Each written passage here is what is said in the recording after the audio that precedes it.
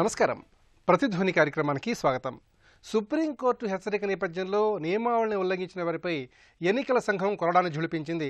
ఉత్తరప్రదేశ్ ముఖ్యమంత్రి యోగి ఆదిత్యనాథ్ సహా మాయావతి, మేనకా గాంధీ, అజం ఖాన్పై నిషేధాస్త్రాన్ని ప్రయోగించింది. యోగి ఆదిత్యనాథ్, అజం ఖాన్లు 72 గంటల పాటు, మాయావతి, మేనకా గాంధీ 48 గంటల పాటు ఎన్నికల ప్రచారంలో పాల్గొనకూడదని ఆంక్షలను విధించింది. ఎన్నికల ప్రచారంలో మత విద్వేషాలను రెచ్చగొట్టే వ్యాఖ్యలు చేసినందుకే వీరిపై భారత ఎన్నికల సంఘం చర్యలు తీసుకుంది. రెండవ విడత పోలింగ్ ప్రచారం గడువు నేడుతో ముగిసినందువల్ల ఆ నేతలకు పెద్దగా నష్టం జరిగే అవకాశం లేదు. అసలు ఎన్నికల నియమావళి ఉల్లంఘించిన వారిపై స్వతంత్రంగానే చర్యలు తీసుకోవాల్సిన ఈసీ సుప్రీంకోర్టు ఆగ్రహంతో మాత్రమే కదలాల్సిన పరిస్థితి ఎందుకు వచ్చింది? రాజకీయ పార్టీల నుంచి ఎన్నికల సంఘంపై వస్తున్న విమర్శలకు కారణాలు ఏమిటనే అంశాలపై ప్రతిధ్వని చర్చను చేపట్టింది. ఈ చర్చలో పాల్గొంటున్న ప్రముఖులు సి నరసింహారావు గారు, రాజకీయ సామాజిక అంశాల విశ్లేషకులు; ఎస్ వీరయ్య గారు, నవ తెలంగాణ పత్రికా సంపాదకులు, రాజకీయ అంశాల విశ్లేషకులు; ఎం పద్మారెడ్డి గారు, forum for good governance secretary.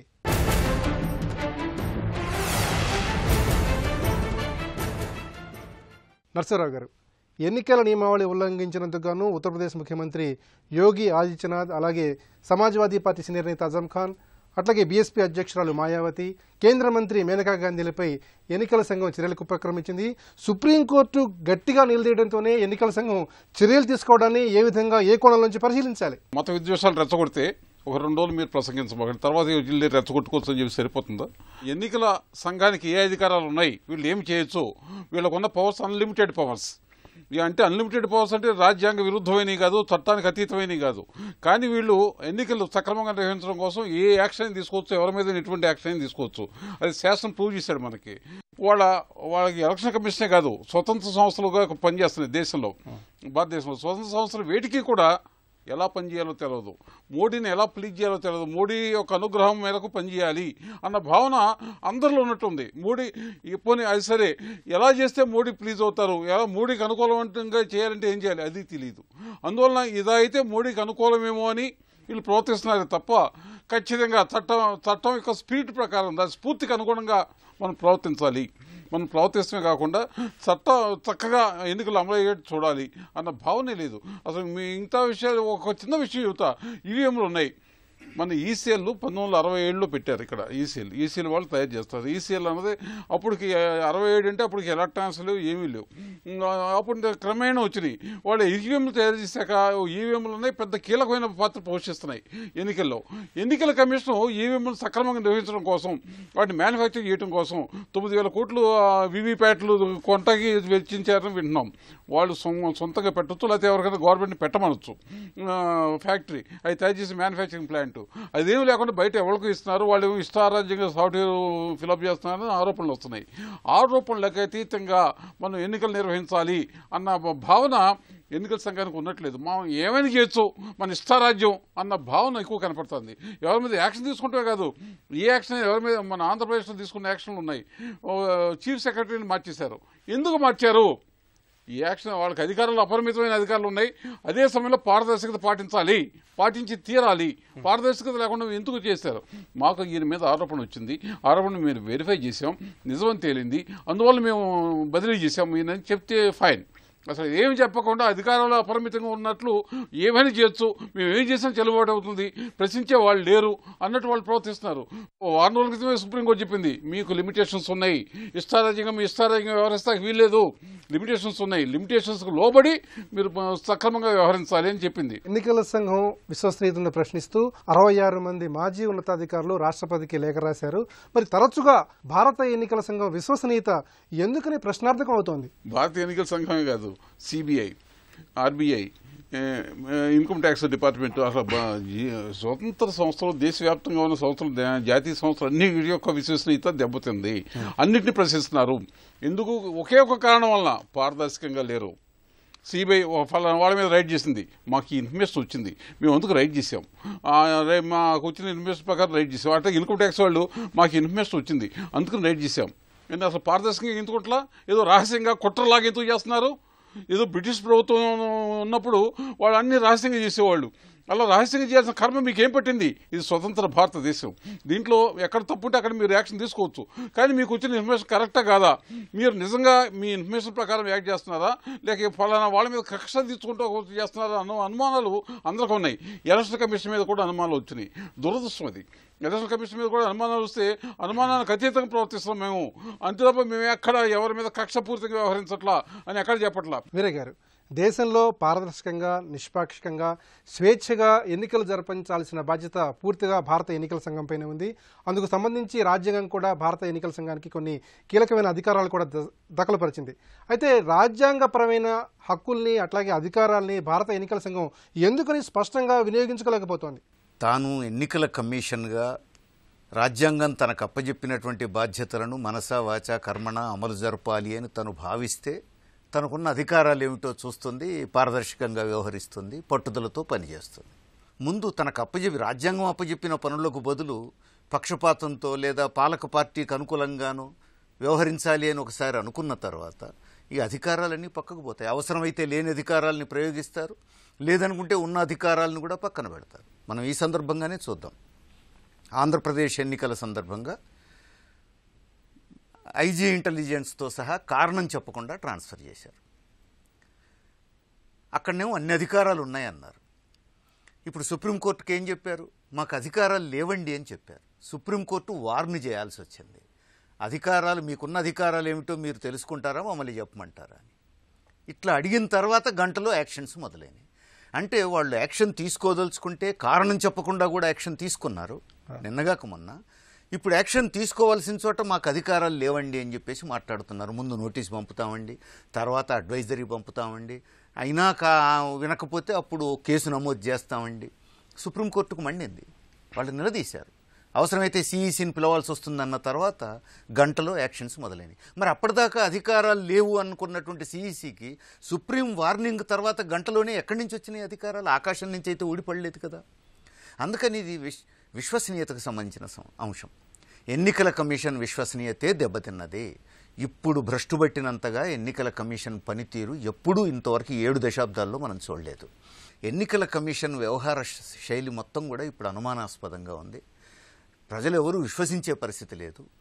ప్రజాస్వామ్యం ఎటుపోతుంది అనేటువంటి ప్రశ్న ఇప్పుడు ముందుకు వస్తూ ఉంది. ఇప్పుడు ఎన్నికల కమిషనే ఇట్లా వ్యవహరించిన తర్వాత, అటు పాలకులు ఇటు ఎన్నికల కమిషను కొల్యూడైన తర్వాత ఇక ప్రజాస్వామ్యానికి ఎవరు రక్ష అనేటువంటి ప్రశ్న ప్రజల్లో మాత్రం చర్చ. రాజ్యాంగంలోని 324 అధికరణాన్ని వినియోగించుకుంటూ ముఖ్యంగా కీలకమైన 4 రాజకీయ నేతల్ని ఎన్నికల సంఘం ప్రచారాలకు దూరంగా ఉండాలని నిషేధాస్త్రాన్ని ప్రయోగించింది. మరి ఆ అంశం ఎట్లా చూడాలి?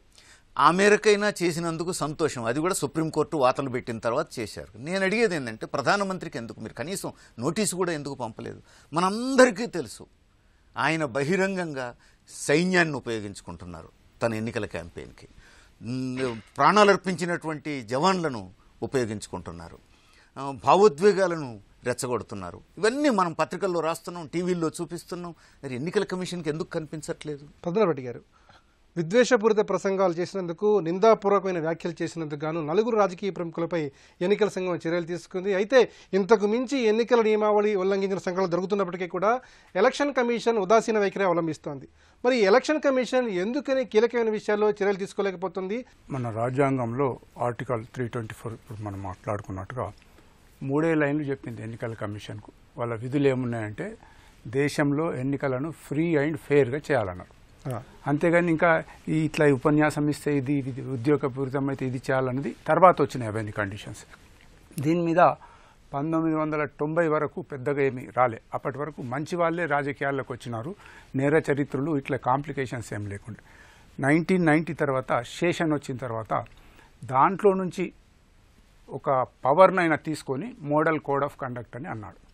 మోడల్ కోడ్ ఆఫ్ కండక్ట్ లోపల ఏమేం చేయాలా ఏమేం చేయొద్దన్నది. అయితే దీనికి ఎటువంటి చట్టబద్ధత లేదు. ఎవరైనా కోర్టులకు పోతే మోడల్ కోడ్ ఆఫ్ కండక్ట్కు ఎటువంటి చట్టబద్ధత లేదు. కాకపోతే దాన్ని రిప్రజెంటేషన్ ఆఫ్ పీపుల్స్ యాక్ట్ కిందనో లేకుంటే ఐపీసీలో 171 ఉంది. అంటే ప్రలోభ పెట్టడము, ఉద్వేగపూరిత స్పీచెస్ ఇవ్వడము, వ్యక్తిగతంగా విమర్శ చేయడం, ఇవి ఉన్నాయి. ఇక్కడ ఒకటి మనం గుర్తుంచుకోవాల్సింది ఏంటంటే, 2 రాష్ట్రాల్లో 2014లో 10,000 కేసులు వచ్చినాయి మోడల్ కోడ్ ఆఫ్ కండక్ట్ మీద. మరి ఆ కేసులు ఏమైనాయి తర్వాత?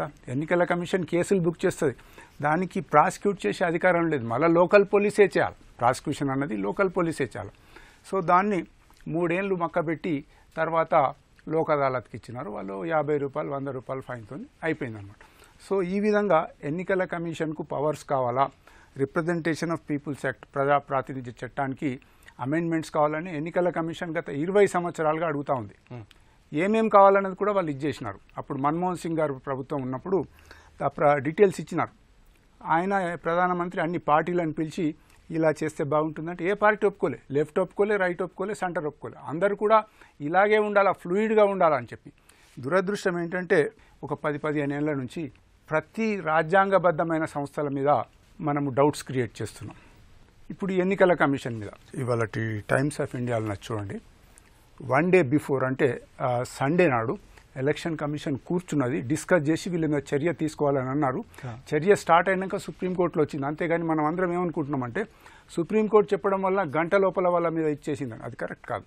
వాళ్ళు క్లారిఫికేషన్ కూడా ఇచ్చినారు, స్టార్ట్ చేసినామని.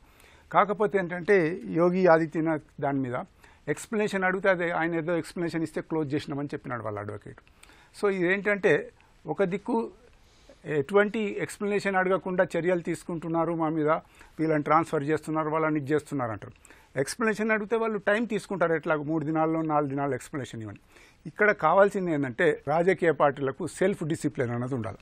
ఇప్పుడు ఏదో ఎన్నికల కమిషన్దే తప్పు అని అంటే నేను దానికి అంతగా నేను సమర్థించను. ఎన్నికల కమిషన్ను ఒక నిర్వీర్యం చేసేసి మనకు అవసరం ఉన్న దగ్గర ఎన్నికల కమిషన్ ఏం చేసినా తప్పులేదు, మనకేదన్నా కొంచెం మీద అయిపోతే ఎన్నికల కమిషన్ ఎట్లని చేసిందని. తెలంగాణలో ఎన్నికల సందర్భంగా గంపగుత్తగా దాదాపు 25 లక్షల పైచిలకు ఓట్లు తొలగించినందుకు గాను రాష్ట్ర ఎన్నికల ముఖ్య అధికారి ప్రజలకు క్షమాపణలు చెప్పారు. మరి ఆ అంశం ఎట్లా చూడాలి? ఇప్పుడు ఏమైందంటే అక్కడ మనకు 6th సెప్టెంబర్కు తెలంగాణ రాష్ట్రం అసెంబ్లీ డిజాల్వ్ చేసినారు. సుప్రీంకోర్టు ఆర్డర్స్ ప్రకారంగా 6 months లోపల ఎన్నికలు పెట్టాలి. అంటే March 6th వరకు టైం ఉంది. ఇప్పుడు ఎలక్షన్ కమిషన్ ఏం చేసిందంటే కొద్దిగా సమయం తీసుకొని ఆ యొక్క ఓటర్ లిస్ట్ అంతా సజావుగా చేసేది. దాని బదులుగా హరీగా ఒక 1 year బ్యాక్ అంటే 2018 1st January వరకు కట్ ఆఫ్ డేట్ పెట్టి అంతవరకే లిస్ట్ తీసుకున్నారు. తర్వాత ఈ ఎన్నికల లోపల ఈ ఓటర్ లిస్టులో తప్పులు జరుగుతున్నాయని హైకోర్టులోకి వెళ్ళినారు. హైకోర్టులోకి వెళ్తే హైకోర్టు లోపల చర్చ జరగగానే షెడ్యూల్ విడుదల చేసినారు. ఇది చూస్తుంటే ఇక్కడ ఎన్నికల కమిషన్ తెలంగాణ ఎన్నికలకు కొద్దిగా తొందరపాటు చర్యనేమో, డిఫెక్టివ్ ఓటర్ లిస్ట్తో ఎన్నికలకు పోయిందన్నది మాత్రం ఆపవాదు తప్పకుండా దాని మీద ఉంది. నరసింహరావు గారు, సార్వత్రిక తొలి దశల ఎన్నికల వ్యవహారం అంతా కూడా మొత్తంగా ఘోరంగా విఫలమైందనే వాదన బలంగా వినిపిస్తోంది. ఈ విషయంలో ఎన్నికల సంఘం పూర్తిగా విఫలమైందనే విమర్శలు కూడా వినిపిస్తున్నాయి. అట్లాగే ఆంధ్రప్రదేశ్లో జరిగిన ఎన్నికల విషయానికి వస్తే పూర్తిగా హింసాత్మకమైన పరిస్థితి మనం గమనించాం. మరి ఎన్నికల సంఘానికి సంబంధించి ఆరోపణలకు వస్తున్న వాస్తవాలకు మధ్య తారతమ్యాన్ని ఏ విధంగా బేరుజు వేయాలి? ముందుగా ఈవీఎంల సంగతి. ఈవీఎంలు సరిగ్గా పనిచేయట్లా, సక్రమంగా పనిచేయట్లా. వాటిని అనేక సార్లు చెక్ చేస్తున్నారు, ముందుగా పరీక్షించి చూస్తున్నారు, తర్వాత అన్ని సవ్యంగా ఉన్నాయనుకున్నప్పుడే పంపిస్తున్నారు. అయినా కానీ సరిగ్గా పనిచేయట్లా, అవి మొరాయిస్తున్నాయి. ఎందువలన ఇలా జరుగుతుంది? ఇప్పుడు లోపల ఉండే సర్క్యూట్ బోర్డు 10 ఏళ్ళు మించి అయితే పనిచేయదు, 10 ఏళ్ల వరకు పనిచేస్తూ ఉంటుంది, 10 ఏళ్ల మించి పనిచేయదని ఎలక్ట్రానిక్ నిపుణులు అంటున్నారు. అంటున్నప్పుడు వీళ్ళు 10 ఏళ్ళకి ఒకసారి మార్చాలి, లేక దాన్ని సరిగ్గా ఉందో లేదో ప్రతిసారి కూడా పరీక్షించాలి ప్రతి సర్క్యూట్ బోర్డుని. అది పరీక్షించకపోవటం వల్ల ఈవీఎంలు పనిచేయట్లా. ఈవీఎంలు పనిచేయకపోతే ఈవీఎంలు ఎవరు తయారు చేస్తున్నారు, ఈసీఎల్ తయారు చేస్తారని అంటున్నారు. వీళ్ళకి ఆ ఎలక్ట్రానిక్ వస్తువుల్ని పరీక్షించగల సత్తా మన ఎలక్షన్ కమిషన్ లేదు. ఎలక్షన్ కమిషన్ కంప్లీట్గా ఎవరి మీద డిపెండ్ అయ్యి ఉంది. వీళ్ళ మీద, లేక ఫారిన్ కంట్రీస్లో వాళ్ళు చేస్తారు, డీవీప్యాట్లో ఎవరు చేస్తున్నారు, ఇంకొక దేశంలో వాళ్ళు చేస్తున్నారు, వాళ్ళ మీద డిపెండ్ అయ్యి ఉంది. డిపెండ్ అయ్యి ఉండటం వలన వాళ్ళ మీద పూర్తి నియంత్రణ కానీ పూర్తి అజమాయిషి కానీ వీళ్ళకు ఉంటుందా. అందువలన వాళ్ళ ఎలక్ట్రానిక్ యంత్రాలు అనేది అత్యంత కీలకం ఎన్నికల్లో కీలకమైనప్పుడు వాటిని ఒక నిర్వహణ బాధ్యత, వాటి తయారీ బాధ్యత ఎవరికి అప్పగించాలి, వాటిని ఎవరు సూపర్వైజ్ చేయాలి. వాళ్ళు ఎలక్షన్ కమిషన్ దానికి సమాధానం చెప్పే స్థితిలో లేదు. ఏమైనా డౌట్ ఎక్స్ప్రెస్ చేస్తే ఈసీఎల్ నుంచి ఒక ఎక్స్పర్ట్ని పిలిపిస్తాం, ఇంకో చోట నుంచి ఒక ఎక్స్పర్ట్ని పిలిపిస్తూ ఉంటారు తప్ప వీళ్ళ దగ్గర ఈవీఎంల గురించి, ఆ నిర్వహణ గురించి, ఆ నిర్వహణ తీరు గురించి ఎక్స్పర్ట్స్ ఎవరు లేరు ఎలక్షన్ కమిషన్ దగ్గర. అది పెద్ద లోపం. వాళ్ళ రోజులు మారుతున్నప్పుడు, ఎలక్ట్రానిక్ పరికరాలు వచ్చినప్పుడు ఎలక్షన్ కమిషన్ కూడా అందుకు సరిపడా సమాయత్తం కావాలి. వీళ్ళు కూడా నిపుణుల్ని చేర్చుకోవాలి, తమ ఎలక్షన్ కమిషన్లో భాగంగా చేర్చుకోకుండా అది వీళ్ళు అసలు మాకు సంబంధం లేదు అన్నట్టు వదిలేశారు. అది చాలా పొరపాటు. అది అలాగే వాళ్ళ అనేక అక్రమాలు జరుగుతున్నాయి ఆంధ్రప్రదేశ్లో కానీ మిగతా చోట్ల కానీ. మిగతా అన్ని విషయాలకి మూలం మూలం కీలకమైన ఒక విషయం చెబుతా. ఆంధ్రప్రదేశ్లో జనరల్గా మామూలుగా పరిశీలకులు చెప్పే విషయం ఏంటంటే దాదాపు 5,000 కోట్లు అభ్యర్థులు నిలబడిన వాళ్ళు 5,000 కోట్లు ఖర్చు పెట్టారు ఓటర్లుగా ఇవ్వడానికి. 500 రూపాయలు, 1,000 రూపాయలు, 2,000 ఇచ్చారు ఓటుకి. అట్లా 5,000 కోట్లు ఖర్చు పెడితే ఎలక్షన్ కమిషన్ పరిశీలనలు ఎంతమంది వేసింది? దాదాపు ఒక నియోజకవర్గానికి ఒక 2-3 కాడికి దాదాపు 500 మంది పరిశీలకులు నియమించడం జరిగింది. ఎక్కడన్నా వీళ్ళు డబ్బులు పంచిపెట్టారని రిపోర్ట్ చేశారా? ఎందుకు చేయలేకపోయారు? అది అందరికీ తెలుసు. ఎక్కడ పంచిపెడుతున్నారు, ఎప్పుడు పంచిపెడుతున్నారు, ఎలా పంచిపెడుతున్నారు అందరికీ తెలుసు. ఎలక్షన్ కమిషన్ ఎందుకు పట్టుకోవాలా? ఫిలిప్పీన్స్లో ఇదే అనుభవాన్ని మనం అక్కడి నుంచి గుణపాఠం నేర్చుకోవాలి. అక్కడ తీసుకున్న వాళ్ళకి ఇచ్చిన వాళ్ళకి కూడా 6 ఏళ్ళు జైలు శిక్ష. తీసుకున్న వాళ్ళని ఒక 10 ఏళ్ల క్రితం తీసుకున్న వాళ్ళని దాదాపు ఒక జైల్లో పడేస్తే చాలామందిని తీసుకున్న వాళ్ళని, మామూలు వాళ్ళని, ఇక తర్వాత నుంచి వచ్చి అభ్యర్థులు కానీ మిగతా పార్టీలు కానీ మేము డబ్బులు ఇస్తామంటే బాబు మాకు వద్దని నమస్కారం పెట్టేశారు. అక్కడ డబ్బులు ఇస్తాం తీసుకోవడం అనేది వాళ్ళు నిషేధిస్తూ దాదాపు ఎవరు సిద్ధపడట్లా. ఎందుకంటే కఠినమైన శిక్ష ఉంది అని తెలిస్తే ఇక్కడ అసలు ఎటువంటి శిక్ష లేదు. ఇచ్చిన పర్వాలేదు, తీసుకున్న పర్వాలేదు. ఎవరికి అసలు పరిశీలకులు ఏం చేస్తున్నారు? పరిశీలకులు ఏం చూశారు? వాళ్ళకి ప్రత్యేకంగా ఇక్కడ పరిశీలకులు పనిచేసేందుకు ప్రత్యేక వేతనాలు పే చేస్తారు, వాళ్ళకి అన్ని సౌకర్యాలు సమకూరుస్తారు. మరి వాళ్ళు ఏం చేస్తున్నారు? ఇక్కడ డబ్బులు పంచారు, అన్ని పార్టీల వాళ్ళు పంచారు అని ఎప్పుడు రిపోర్ట్ చేశారా? రిపోర్ట్ చేస్తే వాళ్ళు ఏం చేస్తున్నారు? రిపోర్ట్ చేస్తే పట్టించుకోవట్లేదా? ఎన్నికల సమయంలోనే ఎన్నికల నిర్వహణ గురించి మాట్లాడతాం తప్ప ఎన్నికలు అయిపోయాక ఎన్నికల సమయంలో అక్కడ ప్రశాంత వాతావరణంలో ఎన్నికల నిర్వహణ గురించి ఎవరో మాట్లాడట్లేదు, ఎవరు పట్టించుకోవట్లేదు. అది చాలా పొరపాటు. ఇది వెంటనే ఎన్నికలు అయిపోయిన మరుక్షణమే ఎన్నికలు సక్రమంగా ఎలా నిర్వహించాలని దాని మీద ఈసీ రెగ్యులర్గా క్లాసెస్ ఏర్పాటు చేయాలి, అందరితో చర్చించాలి. ఒక సక్రమంగా నిర్వహించడం కోసం విధి విధానాలను ఏర్పాటు చేయాలి. విధి విధానాలను ఏర్పాటు చేయకుండా వాళ్ళు ఇష్టారాజ్యంగా చేస్తుంటే అసలు ఒక పోలీస్ ఆఫీసర్ని ట్రాన్స్ఫర్ చేస్తారు, చేయొచ్చు, ఎవరైనా ట్రాన్స్ఫర్ చేయొచ్చు. కానీ మాకు వీరి మీద ఈ ఆరోపణలు వచ్చినాయి, మేము నిర్ధారించుకున్నాం, అవి నిజమని నిర్ధారించుకున్నాం, అందుకని ట్రాన్స్ఫర్ చేసామని చెప్పాలి. పారదర్శకంగా లేకుండా ఎవడో క్రిమినల్ ఒక కంప్లైంట్ చేస్తే ఆ క్రిమినల్ కంప్లైంట్ మీద ఆధారపడి వీళ్ళు ట్రాన్స్ఫర్ చేసేస్తారా? ఎలా ఇది? అది అన్ని చోట్ల ఎందుకు చేయట్లా, కొన్ని రాష్ట్రాల్లో మాత్రం ఎందుకు చేస్తున్నారు? ఇది చాలా దుర్మార్గమైన విషయం. ఎలక్షన్ కమిషన్ చాలా తప్పుగా ప్రవర్తిస్తుంది. వీరయ్య గారు, ప్రధాన ఎన్నికల కమిషనర్గా టీఎన్ శేషన్ తర్వాత అంత స్థాయిలో అధికారాలను ఉపయోగించుకున్నటువంటి ఎన్నికల కమిషనర్ ఎవరూ కనిపించట్లేదు. అయితే ముఖ్యంగా గమనించినట్లయితే ఎన్నికల సంఘానికి సంబంధించి ప్రస్తుతం ఉన్న స్వేచ్ఛ సరిపోతుందా, లేక మరింత స్వేచ్ఛను కల్పించాలా? ఎన్నికల కమిషన్కు అధికారాలు లేకనే ఇవన్నీ జరుగుతున్నాయా, స్వేచ్ఛ లేకనే ఇవన్నీ జరుగుతున్నాయా అనేది ప్రశ్న. ఇప్పుడే మనం మాట్లాడుకున్నాం.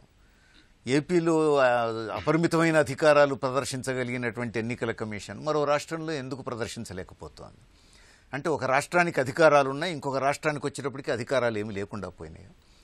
ఇక్కడ ఈ పనిచేసినటువంటి ఎన్నికల కమిషనే సుప్రీంకోర్టు ముందు తన అడ్వకేట్ ద్వారా ఏం చెప్పించింది? మాకు అధికారాలు లేవు అని చెప్పించింది. మనందరం చూసాం.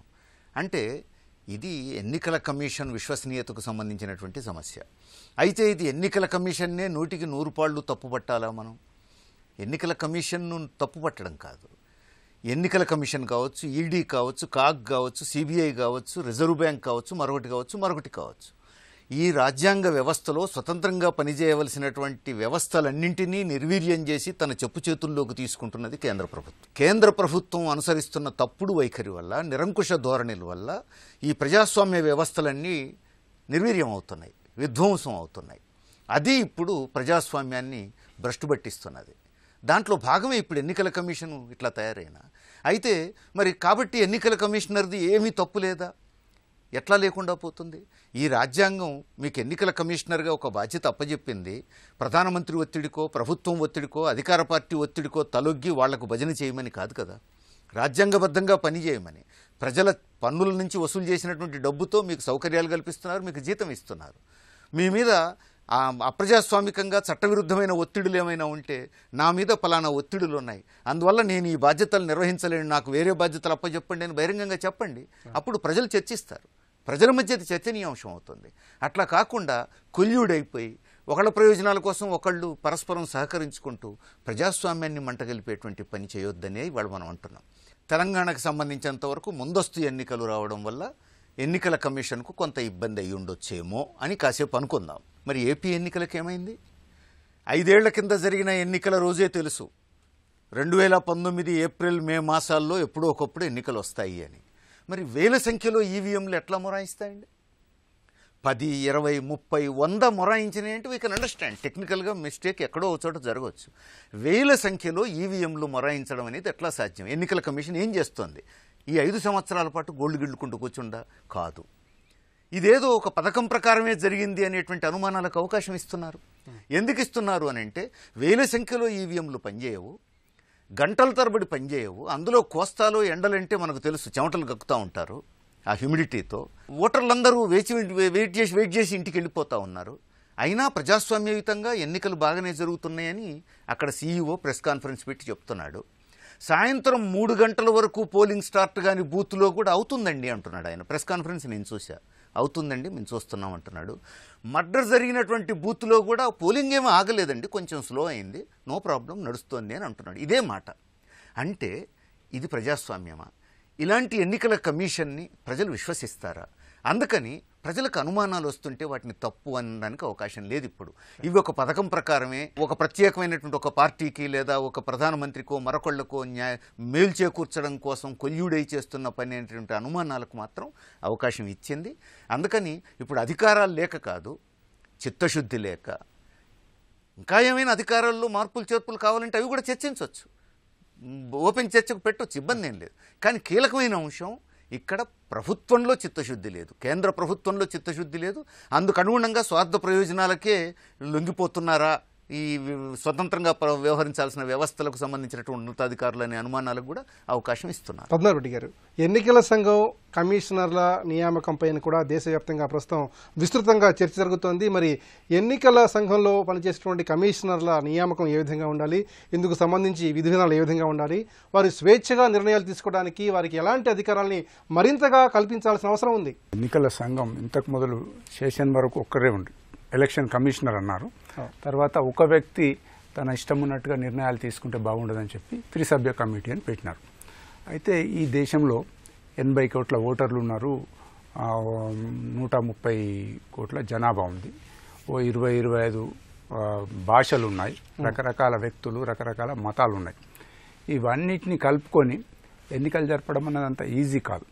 ఇప్పుడు ఫస్ట్ 3-4 ఎలక్షన్స్ లోపల బీహార్లో, అట్లాగే పార్ట్ ఆఫ్ ఈస్టర్న్ యూపీ లోపల బూత్ క్యాప్చరింగ్ బాగా జరిగేది, మర్డర్స్ జరిగాయి. ఎన్నికల కమిషన్ కొద్దిగా గొప్ప దాన్ని కంట్రోల్ చేసింది, దానికి టెక్నాలజీ కూడా వాడుకున్నారు, రోడ్స్ డెవలప్ అయినాయి. ఇంత జరిగిన తర్వాత ఇప్పుడు ఫ్రీ ఎలక్షన్స్ ఉన్నాయి కానీ ఫెయిర్ ఎలక్షన్స్ లేవు.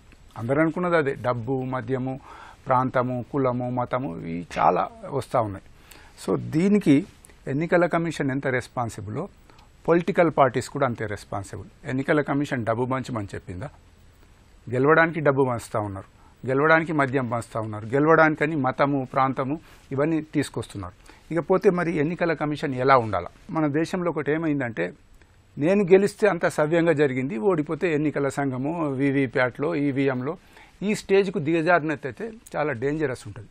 ఇప్పుడు ఒక్కొక్క స్టేట్లో కొన్ని లక్షల ఈవీఎంలు వాడుతున్నారు. ఆయన చెప్పినాడు, లెక్క చెప్పినాడు, 1.2% ఈవీఎంస్ మొరేసినాయి అని చెప్పి.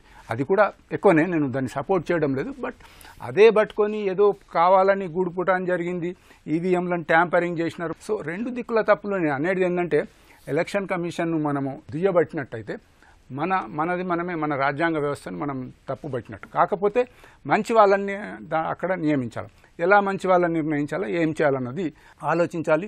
సరి అయిన చర్చ జరగాల. ఎలక్షన్ కమిషన్ లోపల సభ్యులను ఎలా నిర్ణయించాలన్న దాని మీద ఒక పారదర్శకమైన పద్ధతిలో చేస్తే బాగుంటుంది. దేశంలో పక్షపాత ధోరణులకు తావు లేకుండా పారదర్శకంగా, స్వేచ్ఛగా ఎన్నికలు జరిగే వాతావరణాన్ని కల్పించాల్సిన బాధ్యత భారత ఎన్నికల సంఘంపైనే ఉంది. అందుకు ఈసీకి సర్వాధికారాలు ఉన్నప్పటికీ వినియోగించుకోవడంలో విఫలమవడంపై విమర్శలు వెల్లువెత్తుతున్నాయి.